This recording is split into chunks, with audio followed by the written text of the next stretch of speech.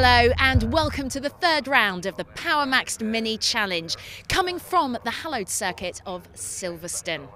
At 3.6 miles, this is the longest track on the calendar, and it's a good thing because all three classes are racing simultaneously. Now, it might be dry at the moment. Yesterday, it all got off to a rather soggy start.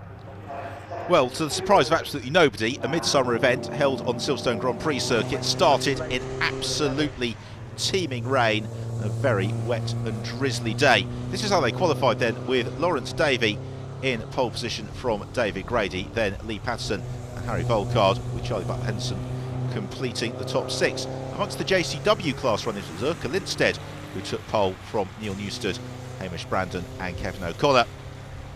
And it was Ricky Page, the four of the Cooper cars, from Nathan Harrison, Max Bladen and John Attard, with Henry Neal in fifth. A gigantic field of cars, all three classes racing together here on the Silverstone Grand Prix circuit. We're in car with Charlie Butler-Henderson as the lights go out and they scrabble for grip. It's a very good start from the red car of Lee Patterson, but it's David Grady, the silver 61 machine, who leads into Copse Corner from Lawrence Davey.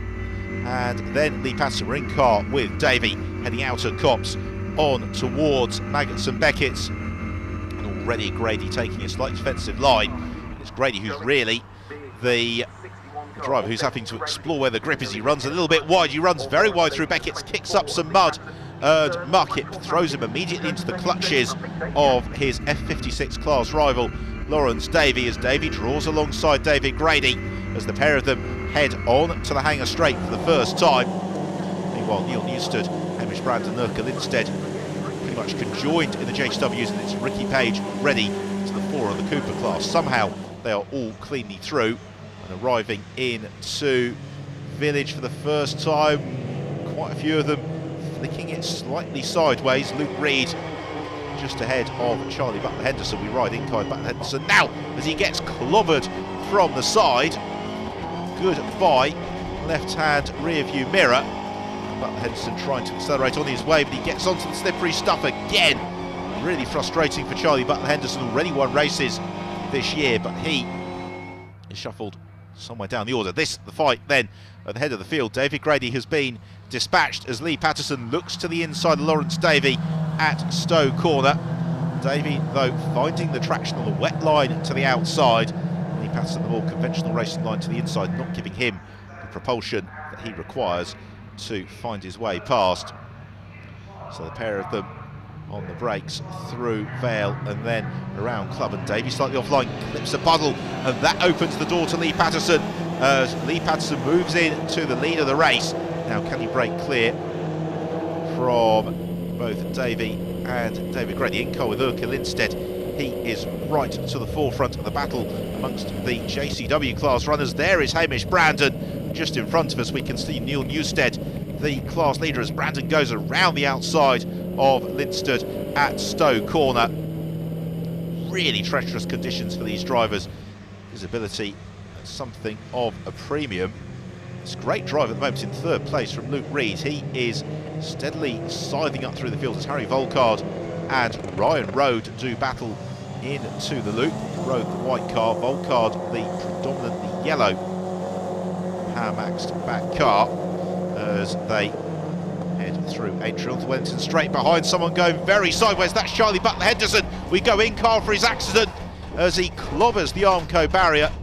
Fortunately, just catching the glancing blow rather than the more blunt and direct impact, but essentially Butler-Henderson's race is, to all intents and purposes, run. He may well be able to recover as Ryan Rode carving his way past David Grady. Grady, after that very strong start to the race, now just beginning to fade and slip down the order a little as the cars kick through the spray and proceed onwards towards Copse Corner. And Luke Reed makes a slight mistake and goes straight on at Copse, so Luke Reed in trouble and possibly into the gravel trap. Another driver getting bogged down, that's Max Lever in the Cooper class. He's busy fighting with Martin Paul, and with pockets of standing water around the circuit. It means if the drivers run off line, like Max Lever there, they really do get suddenly slowed. In the Cooper class, it is Ricky Page who leads the way. So there is Nathan Harrison, who's trying to chase down Page. Henry Neal showing strongly as well. He is busy fighting with Max Bladen. Neal possibly can be taking 1 or 2 tips from his British Touring Car Championship champion father, Matt, as Neil Newstead leads JCW class. Hamish Brandon completely sideways into Beckett's, but he holds on to second place in the class from Urca Lindstedt, because really half the challenge here is just keeping the cars on track. So down the hangar straight, Neil Newstead from Hamish Brandon. Then it's the Finnish driver, Urca Lindstedt. Good battle this amongst the JCW runners. Here is our Cooper class leader, Ricky Page, and Page, somewhat unusually for the Cooper class, has actually got a reasonably comfortable advantage over Nathan Harrison, which I think is an indication really of just how treacherous and difficult these conditions are to master back in car with Lawrence Davey, because the fight at the very front of the field amongst the F56 cars has never really settled down. Lawrence Davey staying right in pursuit of Lee Patterson as we head towards the closing stages of the race. Just a handful of corners remaining, and Patterson cannot afford to make even the tiniest error. They're getting in and amongst some of the traffic as well, as along the Wellington Straight, back in car with Lawrence Davey, their way past one of the cars in the Cooper class before onto the braking zone for Brooklands. Lawrence Davey looks to apply the pressure to Lee Patterson. Patterson has got a little bit of traffic as well ahead of him that he will probably have to deal with heading into Luffield. He gets all boxed up. In fact, he very astutely responds, just pushes Lawrence Davey out wide to make sure that Patterson doesn't get unduly delayed. It's John Attard whom they are lapping, as now they accelerate through. This should be to take the checker flag and Lee Patterson that late defensive driving, but he has done enough. He takes the win from Lawrence Davey. A great drive from both of them, really close, competitive and clean racing in very, very difficult weather conditions. What about the JCW class? Well, that is going to go all the way to the flag as well, because Neil Newstead has got about half a car length lead over Hamish Brandon. No more than that as we head around Luffield and onward towards Woodcote for the final time. Neil Newstead takes the win in the JCW class from Hamish Brandon and Urca Lindstedt. Then what about the Cooper class, as Newstead celebrates? It's Ricky Page who was in command when we last saw him. Indeed, it's still Ricky Page who leads the way. Ricky always goes well on the Silverstone Grand Prix circuit, whatever the weather, and this race absolutely no exception to that, as he accelerates out of Luffield for the final time and heads on to score victory in the Cooper class in a treacherous first race of the weekend for the Power Maxed Mini Challenge. So look then at the results, and in the F56 class, Patterson wins it from Lawrence Davey, William Phillips, Ryan Rode and David Grady. Charlie Butler Henson recovering to 10th. For the JCW cars, it was Neil Newstead from Hamish Brandon and Urca Lindstedt. Alan Taylor in 4th from Keith Issat.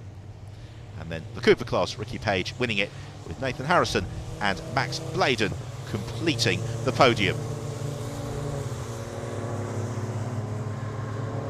Silverstone is a technical circuit at the best of times, but as you've just seen, it was an even bigger test for the drivers in yesterday's weather conditions. Surprised how bad it was, to be honest. I'm glad we were at the front. Luckily me and Lawrence managed to pull away quite nicely. I think we were about 8 seconds off. Third, sorry, was about 8 seconds off us, and a nice battle towards the end. Banged in a few quick laps in the middle of the race. I thought I had it under control, but just wore my tyres out, and at the end I was holding on for dear life. There was basically zero visibility, especially when you're in the pack. The amount of spray that's coming off the cars, you're just looking and hunting for a pair of brake lights ahead of you. So it was good fun. It was a bit of a challenge.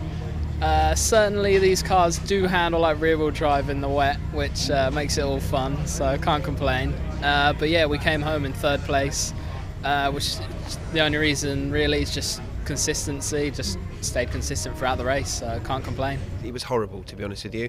None of us have really driven the cars in the wet either this year, so it was a bit of a test session, even though we were qualifying. I got taken out on lap 1 after getting a really good start up into 4th, and then went off on my own due to the sheer lack of grip that the circuit was giving us. Really escaped the barriers from steering left, right, breathing in and out, trying to do everything possible to save the massive accident that I could have had, and then clawed my way up to pretty much get the best of what was a bad situation, which was 3rd fastest lap and finishing 10th, just to get points. Points make prizes, as you very well know. Probably one of the worst races in terms of weather conditions I've had since my not-kill days, so perhaps that stood me in good stead. So it was.